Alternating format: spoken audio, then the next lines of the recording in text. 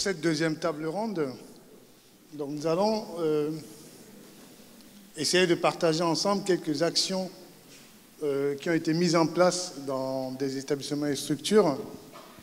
Donc pour ça, je vais donner la parole à 3 personnes. Donc Frédéric, qui vient d'un ESAT et qui a expérimenté un projet sur un scan de QR code. Frédéric, une petite présentation et après, il pourra commenter.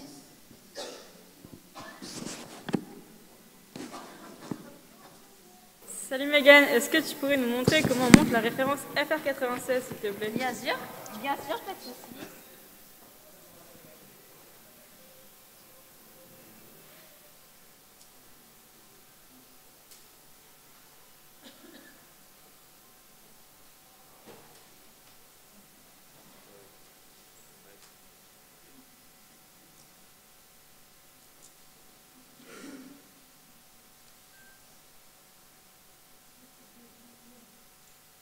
Après avoir scanné le QR code avec la tablette, vous êtes automatiquement redirigé vers la playlist correspondant à la référence que vous avez scannée.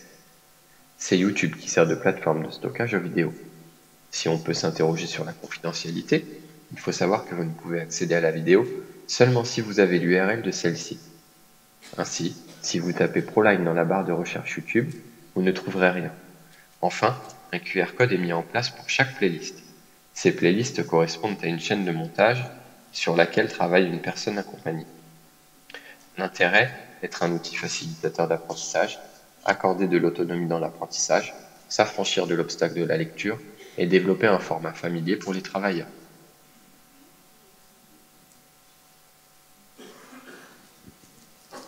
Bonjour. Donc, au départ, l'idée du projet, c'était de donner du sens à la tâche dans un atelier. Donc, j'ai, avec les collègues de l'atelier, mis en place des tutoriels vidéo. Alors, l'idée, c'était de donner un sens global à la tâche, donc d'avoir une visibilité pour les travailleurs de ce qu'ils font du début à la fin de la chaîne sur un atelier d'assemblage, donc l'assemblage de références de quincaillerie pour des meubles, des charnières de meubles, des freins amortisseurs. Et ce qu'on voulait, c'est que comme les personnes sont souvent attribuées ou affiliées à une tâche en particulier, on voulait qu'ils sachent ce qui se passe du début à la fin de la tâche.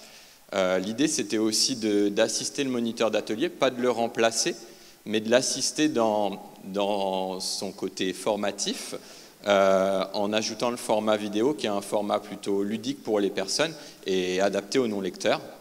Et enfin, le dernier intérêt, c'est qu'il fallait que ce soit facilement accessible, donc via les QR codes. J'ai rien inventé, c'est des choses qui sont assez faciles à mettre en place et qui peuvent répondre à une urgence dans l'ensemble des établissements, donc accéder au numérique. Et si vous voulez venir tout à l'heure à 14 h, je vous montrerai comment ça fonctionne et comment c'est facilement adaptable et extensible et applicable à d'autres pans de la vie quotidienne ou de la vie professionnelle pour les travailleurs ESAT. Merci.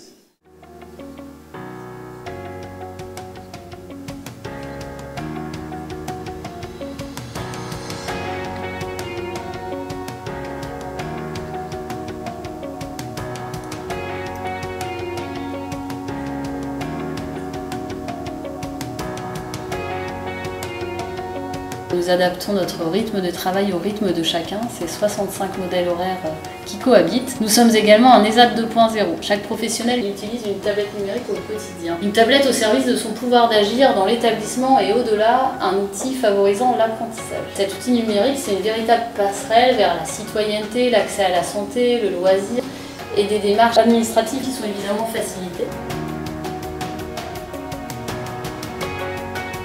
Depuis qu'on a la tablette ici, j'apprenais petit à petit, quoi. Au fur et à mesure. Mais avant, je faisais rien du tout parce que j'avais rien. Moi, je trouve que c'est pratique quand même. On l'utilise en fait tout ce qui est production, suivre tout ce qu'on fait, l'affectation des travailleurs, on a toute la gestion du personnel. On a aussi au niveau du pilote, c'est par exemple quand j'aide un collègue pour le former au niveau des transpalettes électriques, par exemple du cerclage, c'est ce que je fais. Mais globalement, ça sert aussi à pointer, c'est pour être vraiment autonome, pour faire la queue souvent quand on se pointe le matin, autrement on est tous à la queue leu auprès du d'ordinateur pour se pointer.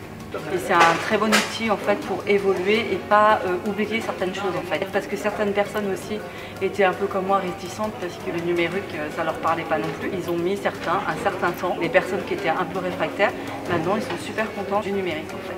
C'est des applications qui ont été développées par tous, c'est né d'un travail collectif à la Mabilaire. C'est pas une personne, c'est les moniteurs d'atelier, c'est les équipiers, tout le monde y a amené son idée. Des applications qui permettent à chacun de donner leur avis, de prendre un rendez-vous avec la psychologue, la coordinatrice de parcours, avec la direction, de prendre conscience de ses compétences, surtout d'évoluer dans ses apprentissages. C'est un outil qui permet aussi de s'inscrire dans ses projets, d'accéder aux informations qui le concernent, d'accéder à des fiches techniques en atelier. On a des parrains et des marraines numériques volontaires et compétents. C'est une équipe qui est encore aujourd'hui en fonction et qui forme tous les matins. Le plus facile étant de remettre des tablettes à tout le monde. En bref, une belle histoire.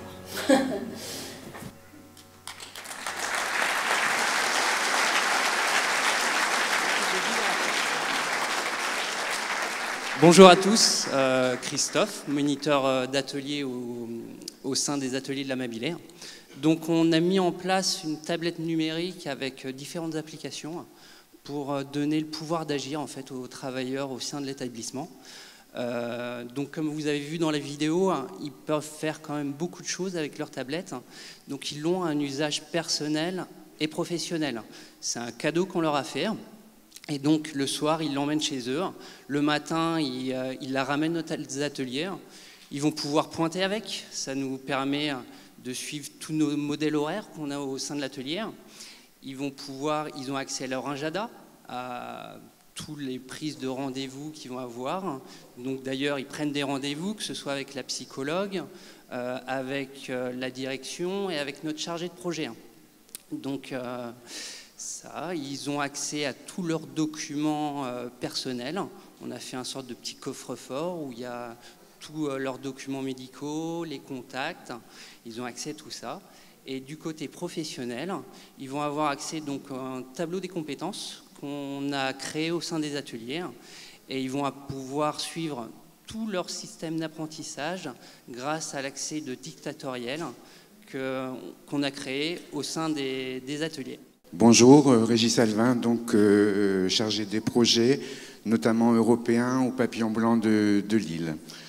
Donc je vais vous parler du projet IDA. En fait, c'est un projet qui fait suite à un autre qu'on avait mené en partenariat avec d'autres pays européens sur la question des compétences transversales.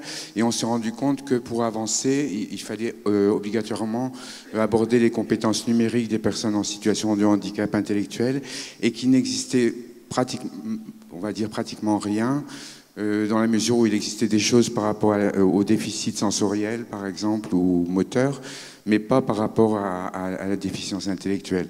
Donc on voulait réduire cette fracture numérique, et voilà, donc comme ça est né le projet IDA. Voilà, on peut passer. Donc c'est 11 organisations de 10 pays, donc 10 partenaires qui sont dans le champ du handicap, et un partenaire qui est une banque de recherche et développement en Turquie, des chercheurs-développeurs. Donc c'est un projet Erasmus+, dans le cadre précis des actions clés 2, qui sont les partenariats stratégiques pour l'innovation, ce qui veut dire aboutir à la fin du projet à des outils concrets. Donc voilà, on est passé par une enquête, parce qu'il n'existait rien. Maintenant, je vois qu'il existe des enquêtes autour des usages, comme on l'a présenté hier, pour connaître les besoins. Ensuite, voilà, on a commencé à développer des outils, des réflexions, jusqu'à, vous voyez, un projet de 3 ans qui se termine en août 2022, on va dire, l'application que vous verrez sera disponible à la fin du mois de juin. Les acteurs, bon, comme on l'a fait dans les précédents projets, on ne développe pas pour, on fait avec, en considérant la personne cible finalement comme un expert. Hein. Donc ça c'est notre philosophie, et voilà, après une suite d'échanges avec l'équipe de développeurs, chercheurs-développeurs. Donc, pour les ateliers, il y en a eu beaucoup. Ça représente 800 jours au niveau de l'ensemble des partenaires, staff, éducateurs et personnes accompagnées. Tester ce qui existe pour ne pas reproduire quelque chose inutilement, repérer les difficultés sur ce qui existe et quand il n'y a rien, inventer. Voilà. Bien sûr, pour le rôle de l'équipe informatique, rechercher les solutions numériques qui sont adaptées avec un cahier des charges, bien sûr, facile à lire et à comprendre, des explications pas à pas pour entrer dans ce monde numérique et aussi convivial. Donc on s'est concentré surtout sur les technologies de l'information et de la communication. Donc voilà, avec beaucoup de guides, des guides pas à pas, des guides interactifs, des vidéos pour la messagerie, la visioconférence, les réseaux sociaux, smartphones, des applications là où il n'y avait rien, là qu'on a développé vraiment sur la gestion du budget, et un organiseur, et ensuite voilà, des petits films et des jeux sur le déplacement et Google Maps et la sécurité. Voilà l'application IDA qui sera donc disponible après fin juin, on va dire. Donc elle comporte 3 catégories, une individuelle, bon, la gestion de budget, smartphone, déplacement, organisation et sécurité. Une application pour établir son budget, là qu'on a développé totalement, sur laquelle en fait on entre un montant, par exemple le montant pour le mois, par mois, et à partir de ce montant, on va le décliner dans un certain nombre de catégories pour avoir un minimum de projection et en même temps voir où on en est en situation réelle. Donc avec 2 catégories encore, là, ce qui est important, bon, voilà, on va trouver les dépenses primordiales et ensuite une autre catégorie. Bien sûr, on rentre à chaque fois à l'intérieur dans ces catégories, voilà, pour les vacances, les loisirs, etc. Pour le smartphone, donc le smartphone, identifier les icônes, donc c'est sous forme de quiz, c'est comme un jeu, et également des petites vidéos pour apprendre à servir de la caméra, de l'appareil photo, etc., etc. Et les connexions, bien sûr, Bluetooth et Wi-Fi. Un film qui est découpé en fait pour chaque action possible avec Google Maps, jusqu'à partager sa position, les points d'intérêt, etc., etc. La sécurité, donc non pas des moindres points importants pour ce public. Donc où il y a voilà, un quiz, que toutes les questions ont été créées dans les ateliers par les personnes accompagnées, et un jeu qui est plus un support en fait pour discuter sur un certain nombre de problèmes qu'on peut rencontrer sur Internet. Un organiseur à la semaine, au jour, au mois, pour des tâches vraiment qui peuvent partir d'aller promener son chien ou de prendre son petit déjeuner jusqu'à des rendez-vous médicaux. Et ce qui est intéressant dans cette application, c'est qu'on peut y mettre des alertes sur telle ou telle tâche et qu'on peut recevoir des notifications. Au niveau social, bon, Facebook, les réseaux sociaux, bien sûr. Donc voilà les fonctions basiques de Facebook, mais aussi utiles par rapport, voilà, changer un mot de passe, bloquer des personnes. Et un volet spécial aussi pour Facebook sur la sécurité pour se protéger des abus. Au niveau professionnel, une messagerie, on l'a vu aussi hier, absolument nécessaire pour un tas de raisons, un tas de choses, un tas de pratiques, mais également Zoom, qui s'est avéré vraiment utile lors du premier confinement, qui avait enrayé, on va dire, au début le projet IDA. Effectivement, aujourd'hui, c'est super utilisé entre eux, surtout au niveau européen, et il y a énormément d'usage de la visioconférence. Le Gmail, donc c'est un jeu interactif, pareil, on s'est inspiré des bons clics, des ateliers des bons clics, et puis on a créé quelque chose d'un peu plus adapté.